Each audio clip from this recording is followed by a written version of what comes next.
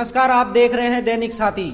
मुख्यमंत्री बनने के बाद दक्षिण हरियाणा में नायब सैनी ने अपनी पहली रैली होली के दिन नूह के तावड़ू में की। विजय संकल्प रैली को संबोधित करते हुए सीएम सैनी कांग्रेस के साथ आम आदमी पार्टी को आड़े हाथों लिया।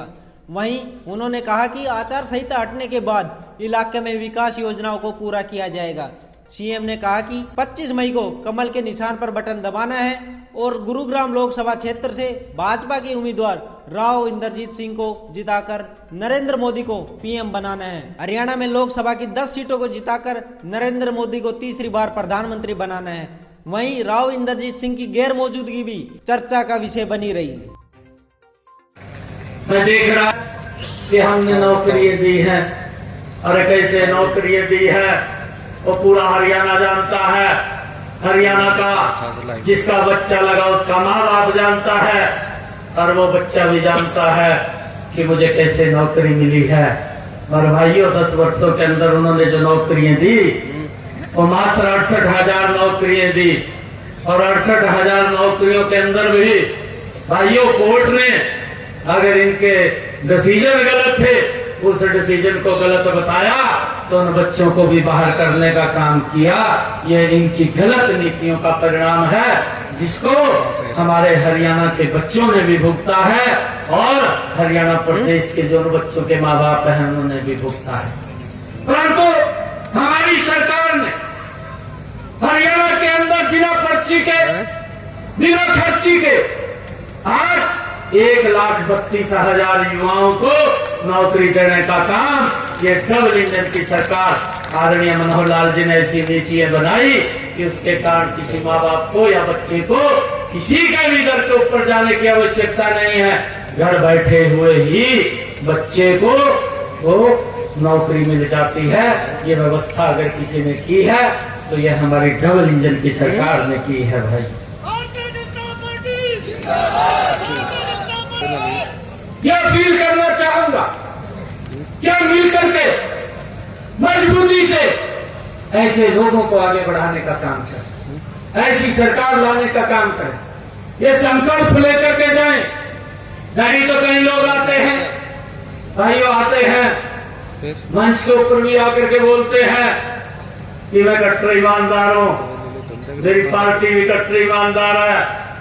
परंतु भाइयों ये भी एक हमारी हरियाणा की कहावत है। ये कहावत है कि हाथी के दांत खाने के और हैं दिखाने के और हैं। भाइयों ये बात भी उन लोगों के ऊपर लागू होती है जो कट्टर ईमानदारी का चोला पहन करके लोगों के बीच में जाकर के बोलते थे। आज वो लोग जेल के अंदर बैठे हैं जिन्होंने भाइयों गलत काम किए। अगर कहीं पर भ्रष्टाचार होता है उस भ्रष्टाचार का असर वो किसी और पे नहीं, वो गरीब व्यक्ति के ऊपर पड़ता है क्योंकि उसको जो सुविधाएं सरकार देती है, जो उसके ऊपर पैसा उस क्षेत्र के विकास के ऊपर खर्च होना होता है तो पैसा भ्रष्टाचार की भेंट चला जाता है और वो लोग उस विकास से उन सुविधाओं से वंचित रह जाते हैं। और उसका परिणाम है हमने देखा है लंबे समय तक देखा है कि नालों के अंदर ही वोट लेते रहे। गरीब के हित के अंदर लगातार योजनाएं बन करके उसको मजबूती की तरफ ले जाने का काम किया जा रहा है। आज मैं अगर देखता हूं इन 10 वर्षों के अंदर 4 करोड़ से ज्यादा नरेंद्र मोदी, अगर किसी सरकार ने चिंता की है नरेंद्र मोदी की है कि मेरी माताओं बहनों को शाम ढलने का सूर्य ढलने का इंतजार करना पड़ता था, उन्होंने 11.5 करोड़ शौचालय बना करके वो देने का काम भी नरेंद्र मोदी की सरकार ने किया। इन घमंडिया गठबंधन के लोगों ने किया है। भाइयों हमने समझना है कि एमएसपी को बंद कर दिया जाएगा, परंतु 2014 से लेकर के आज 2024 लगातार एमएसपी किसान को बढ़ा करके देने का काम वो नरेंद्र मोदी की सरकार कर रही है। और हमारी सरकार ने मनोहर लाल जी की सरकार ने तो हरियाणा के अंदर 14 अन्य फसलें भी किसान की एमएसपी के ऊपर खरीद करके उसको लाभ पहुंचाने का काम किया है। परंतु कांग्रेस तो सिर्फ गेहूं और धान की फसलें खरीदते थे, बाकी तो कोई फसल एमएसपी पर नहीं खरीदी जाती थी। ये अगर एमएसपी पर खरीदने का काम किसी ने किया था तो हमारी डबल इंजन की सरकार ने किया था भाई।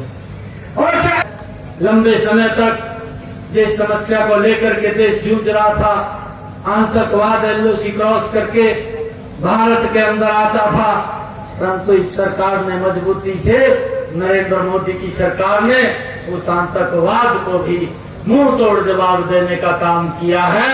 और आज ये भारत इन 10 वर्षों के अंदर हम देख रहे हैं, और धारा 370 को समाप्त करने के बाद एक सुरक्षित भारत, एक मजबूत भारत भाइयों आज मिला है। ऐसे व्यक्तित्व जिन्होंने दिन रात इस देश के लोगों के लिए, इस देश के विकास के लिए, देश के सम्मान के लिए, दुनिया के अंदर इसका गौरव बढ़ाने के लिए काम किया है। भाइयों हम सब भी मिलकर करें, ये संकल्प लेकर के जाएं कि लगातार ये सरकार लोगों के हित के अंदर काम कर रही है, और लगातार इस देश के अंदर जो समस्याएं हैं उन समस्याओं का समाधान करने का काम कर रही है। आग्रह है, अभी हमारे संजय जी कुछ बातें बोल रहे थे, क्योंकि कोड ऑफ कंडक्ट लगा हुआ है, आचार संहिता लगी हुई है, और आचार संहिता के बाद जितने भी इस क्षेत्र के कार्य होंगे उन कार्यों को प्राथमिकता के आधार के ऊपर करके आप लोगों तक उनकी सुविधा पहुंचाने का काम वो हमारी सरकार करेगी। और भाइयों हमने जो काम किए हैं मैं आपको बताना चाहता हूं, भाइयों इन चीजों से हमने सचेत रहना है। और मैं आपको बताना चाहता हूं कि जो आज लोग ये बात बोलते हैं, मैं उनके बारे में ही बताना चाहता हूं कि उनके समय के अंदर जब ये 2014 के अंदर गए थे तो भाइयों मात्र बुजुर्गों को 1000 रुपया सम्मान भत्ता मिलता था, परंतु ये 1000 रुपया भी ये हमारी सरकार ने आकर के देना शुरू किया था, परंतु नरेंद्र मोदी की और मनोहर लाल जी की सरकार ने भाइयों पिछले इन 9.5-10 वर्षों के अंदर बुजुर्गों को 3000 रुपया सम्मान भत्ता देने का काम भी ये हमारी सरकार ने किया है।